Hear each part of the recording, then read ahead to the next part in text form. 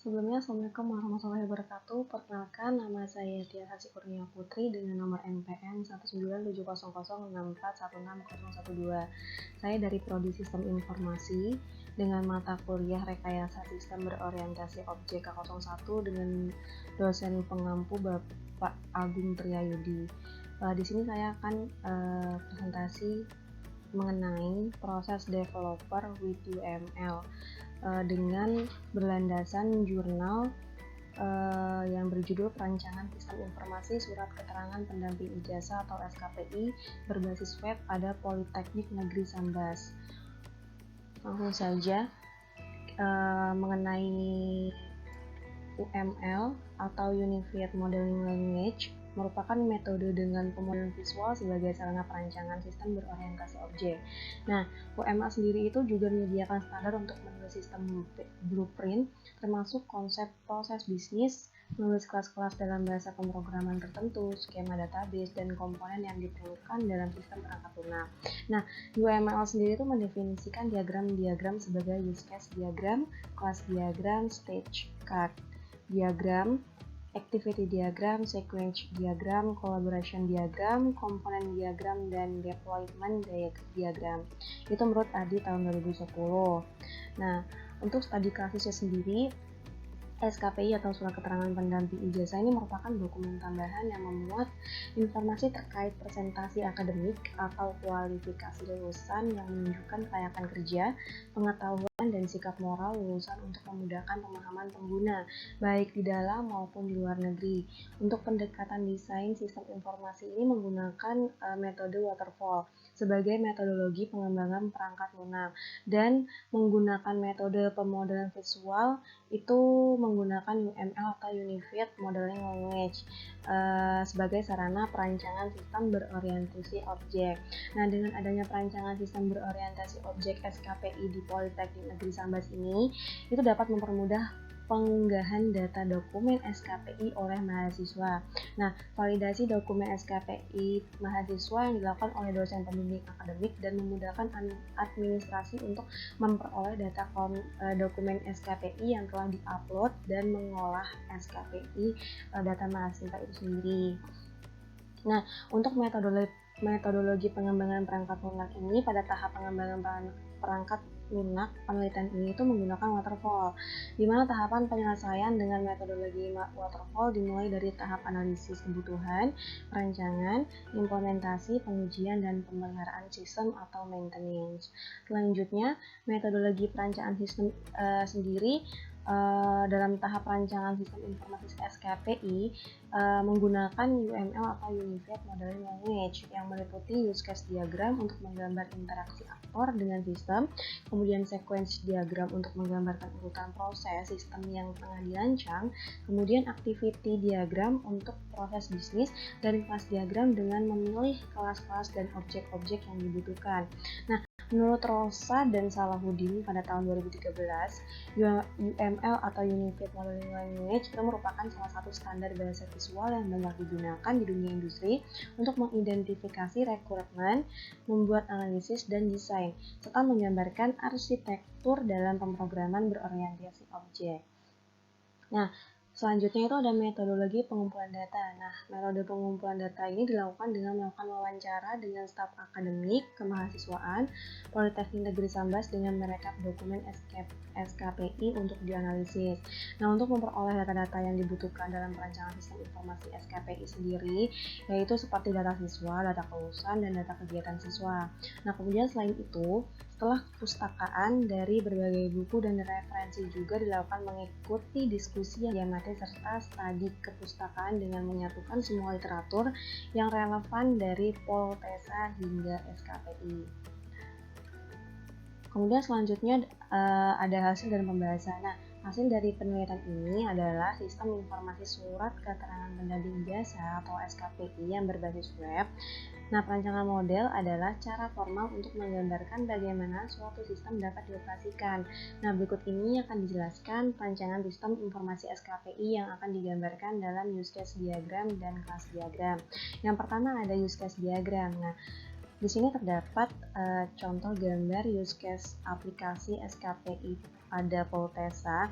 Nah, dalam perancangan sistem informasi surat keterangan pendamping ijazah atau SKPI di Poltesa sendiri itu mempunyai 3 aktor, yaitu administrasi, dosen pembimbing, akademik, dan mahasiswa. Yang dimana administrasi itu bisa atau melaksanakan yang pertama ada login, input data user, input data jurusan, input data program studi, input identitas, kemudian cetak SKPI, dan mengelola data kampus. Nah, sedangkan dosen pembimbing akademik hanya bisa login, input identitas, dan verifikasi dokumen SKPI. Nah, untuk mahasiswa sendiri itu cuma bisa login, input identitas, dan input data prestasi. Itu untuk use case dari aplikasi SKPI Poltesa. Selanjutnya ada activity diagram. Nah, gambar di sini itu menggambarkan activity diagram input identitas yang dapat dilakukan oleh pihak administrasi, dosen pembimbing akademik maupun mahasiswa. Nah, pihak administrasi dan dosen pembimbing akademik mahasiswa atau mahasiswa itu digambarkan dalam activity diagram seperti di gambar ini. Yang pertama, memilih menu profile, kemudian di sistem itu menampilkan data identitas. Selanjutnya, pihak user itu memilih button lengkapi identitas, kemudian di sistem itu menampilkan menu input identitas. Kemudian balik lagi ke user, itu menginputkan data identitas. Selanjutnya memilih button simpan, dan sistem itu menyimpan data identitas user atau si mahasiswa tadi yang dilakukan oleh administrasi, dosen, dan mahasiswa. Itu untuk activity diagram sendiri. Selanjutnya ada activity diagram input data prestasi. Ini dilakukan oleh mahasiswa dan sistem. Nah, si mahasiswa itu memilih menu prestasi dan sistem itu menampilkan halaman prestasi. Kemudian mahasiswa memilih button tambah dan sistem menampilkan menu input prestasi. Kemudian siswa menginput data prestasi, kemudian memilih button simpan dan sistem menyimpan data prestasi si mahasiswa. Ini gambaran dari activity diagram input data prestasi oleh mahasiswa. Kemudian di sini ada activity diagram lagi untuk verifikasi sertifikat dan gambar. Nah, di sini dilakukan oleh dosen pembimbing akademik. Nah, dosen pembimbing akademik itu memilih menu data prestasi, kemudian pada sistem menampilkan data mahasiswa bimbingan, lalu dosen memilih button data prestasi mahasiswa bimbingan, kemudian di sistem menampilkan data prestasi mahasiswa bimbingan, lalu dosen pembimbing memilih button lihat, lalu sistem menampilkan data lengkap prestasi mahasiswa. Kemudian si dosen memvalidasi sertifikat dengan memilih button validasi dan sistem menampilkan status data sertifikat tervalidasi. Data yang divalidasi itu data masih mahasiswa. Ini yang digambarkan oleh activity diagram untuk verifikasi sertifikat dan gambar mahasiswa. Data SKPI mahasiswa. Selanjutnya ada activity diagram cetak SKPI yang dilakukan oleh administrasi. Bagian administrasi yang pertama itu memilih menu data SKPI, lalu si sistem itu menampilkan data SKPI. Selanjutnya administrasi memilih data SKPI yang akan dicetak dan sistem menampilkan pilihan data SKPI yang akan dicetak. Lalu memilih button cetak si administrasi, kemudian sistem itu mencetak SKPI dan administrasi itu menghasilkan output dokumen SKPI. Selanjutnya kita lanjut ke sequence diagram di mana menggambarkan tingkah laku objek pada use case dengan mendeskripsikan waktu hidup objek dan pesan yang terkirim dan diterima antar objek. Nah, di sini ada gambar sequence diagram data user nih yang dilakukan oleh administrasi pada halaman user, kemudian ditambah user dan data user. Di mana yang pertama yang dilakukan oleh administrasi yaitu memilih menu user, kemudian menampilkan data user, lanjut memilih button tambah, kemudian pada tambah user itu menuju halaman tambah user ya, kemudian administrasi itu menampilkan halaman tambah user, kemudian menginputkan data dan level user. Nah, kemudian ada menyimpan data user pada data user. Nah, setelah menyimpan data user, data tersimpan dan dilanjutkan menampilkan pesan data user yang tersimpan pada halaman user. Itu untuk sequence diagram atau urutan ya, lebih tepatnya. Selanjutnya ada contoh sequence diagram cetak SKPI. Nah, administrasi itu memilih menu SKPI, kemudian masuk ke mengakses data SKPI pada halaman SKPI, kemudian berhasil mengakses data SKPI pada halaman SKPI kiri, kemudian menampilkan halaman data SKPI, selanjutnya mencari data yang akan dicetak, data mahasiswa ya tentunya.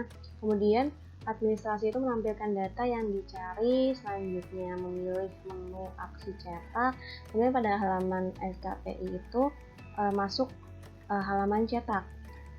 Nah, kemudian administrasi memilih data pada data SKPI, kemudian data terpilih masuk ke menampilkan data yang akan dicetak pada halaman cetak SKPI. Kemudian administrasi memilih button cetak dan administrasi mencetak SKPI. Itu barusan sequence diagram untuk cetak SKPI data mahasiswa. Kemudian yang selanjutnya itu ada sequence diagram untuk profile. Yang pertama itu yang dilakuin oleh mahasiswa dan dosen pembimbing akademik, yang mana mahasiswa atau dosen pembimbing akademik itu melakukan memilih menu profile pada halaman profile, lalu menampilkan halaman profile, kemudian selanjutnya memilih button edit. Nah, selanjutnya itu menuju halaman input profil dan menampilkan halaman input profil pada input profil. Selanjutnya menginputkan data profil yang belum lengkap. Kemudian data profil tersebut disimpan pada data mahasiswa dan dosen pembimbing akademiknya. Kemudian setelah data menyimpan itu, data kemudian tersimpan. Lalu yang terakhir itu data menampilkan pesan setelah profil tersimpan gitu, maksudnya memberitahu kalau data itu udah disimpan nih. Itu untuk sequence diagram input profil yang dilakukan oleh mahasiswa dan dosen pembimbing akademik. Selanjutnya kita masuk sequence diagram verifikasi data prestasi yang dilakukan oleh dosen pembimbing akademik. Yang pertama, dosen sendiri memilih menu data prestasi, kemudian masuk mengakses data prestasi pada halaman data prestasi sendiri. Kemudian berhasil akses data prestasi, selanjutnya menampilkan halaman dan data prestasi. Selanjutnya dosen pembimbing mengecek data privasi pada halaman detail data prestasi. Kemudian si sistem menampilkan data prestasi yang lengkap. Kemudian selanjutnya dosen itu memverifikasi sertifikat yang akan diajukan pembuatan atau SKPI ya. Selanjutnya ada simpan data terverifikasi, maksudnya data prestasi yang dicek oleh dosen pembimbing itu udah tersimpan di pad data prestasi. Kemudian dari sistem pun menampilkan data prestasi yang telah diverifikasi oleh dosen. Yang terakhir itu menampilkan prestasi data yang telah diverifikasi oleh dosen. Itu barusan sequence diagram verifikasi data prestasi yang dilakukan oleh dosen pembimbing akademik. Selanjutnya di sini ada gambar desain kelas diagram, di mana kelas diagram aplikasi surat keterangan pendamping ijazah atau SKPI terhadap Politeknik Negeri Sambas. Di sini ada tabel database mahasiswa, kemudian ada tabel dosen, kemudian ada data user, kemudian ada SKPI prodi, kemudian ada SKPI jurusan, lalu ada tabel instansi, kemudian ada SKPI administrasi, selanjutnya ada data prestasi dan capaian pembelajaran mahasiswa. Ini gambaran dari desain kelas diagram atau kelas-kelas yang akan dilakukan pemrograman tertentu untuk membuat kelas diagram SKPI berbasis web untuk Poltesa sendiri. Selanjutnya ini ada gambar desain antarmuka atau desain interface. Nah, berikut ini merupakan beberapa tampilan aplikasi surat keterangan pendamping ijazah berbasis web Politeknik Negeri Sambas. Nah, di sini tuh ada gambar halaman utama sistem informasi SKPI. Halaman utama ya. Yang pertama ada jumlah user SKPI belum 11, kemudian ada jumlah dosen pembimbing akademik ada 2, kemudian jumlah mahasiswa pengajuan SKPI ada 3 orang. Kemudian di sini ada pet-pet menunya, ada home, data user, data jurusan, data program studi, identitas pribadi, identitas kampus, kemudian ada data SKPI dan lokal. Ini halaman utama sistem informasi SKPI. Selanjutnya ini ada input data user untuk menambahkan user. Ini gambarannya. Selanjutnya ini ada desain halaman prestasi mahasiswa. Ini pada halaman untuk dosen, si dosen. Jadi ada data prestasi si Hamzah, ini data prestasi mahasiswa yang bernama Hamzah. Di sini, ini gambarannya. Selanjutnya ini pada halaman dosen pembimbing akademik terdapat menu data prestasi bimbingan yang menampilkan data prestasi mahasiswa bimbingan yang diupload. Nah, ini ada gambar halaman prestasi mahasiswa bimbingan. Oke. Selanjutnya, mungkin itu saja materi atau ringkasan jurnal yang dapat saya sampaikan. Kurang dan lebihnya saya mohon maaf. Saya akhiri, wassalamualaikum warahmatullahi wabarakatuh.